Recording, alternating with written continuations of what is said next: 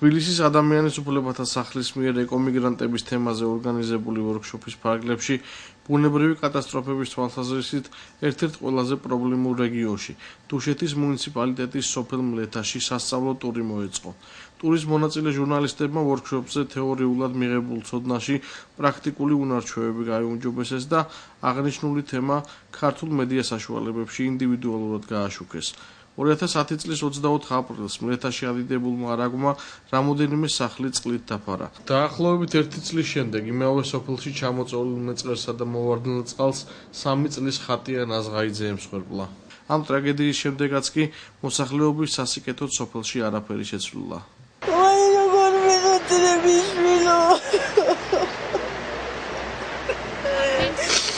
ლომისიდან წამოსულმა მეწყერმა თუ ნიაღვარმა, რა ვიცი, მთლიანად დააგუბა ეს არაგვი, მთლიანად წამოვიდა სახლისკენ, აი ესე წელამდე ვიდექით წყალში და ისე გამოვიტანეთ ლოგინი და რაც ჰქონდა რა, საოჯახო ნივთები და ბავშვები ძლივას გადავარჩინეთ, გამოვიყვანეთ, კიდევ კაი რომ დღე იყო და მოვასწარით, არ დავიხჩეთ წყალში, გამოვედით ცოცხლები.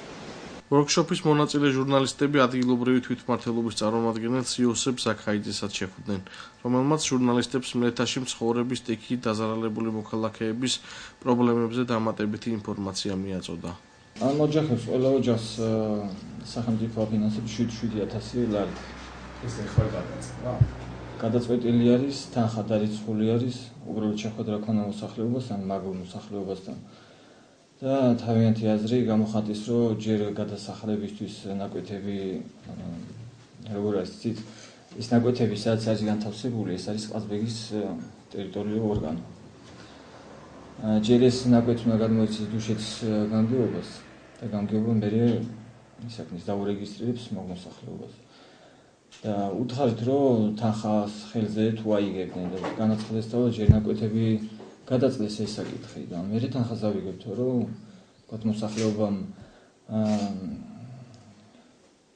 მოსახლეობამ ისაკნეს ააშენოს სახლები და გარკვეული რაღაცა ინვენტარი შეიძინოს.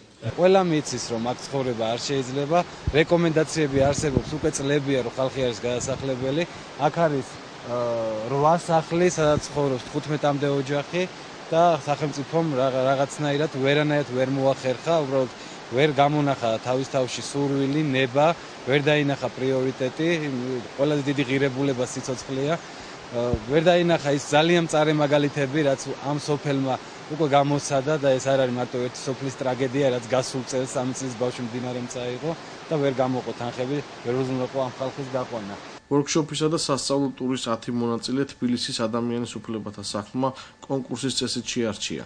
კონკურსში მონაწილეობა 40-მდე ჟურნალისტმა მიიღო.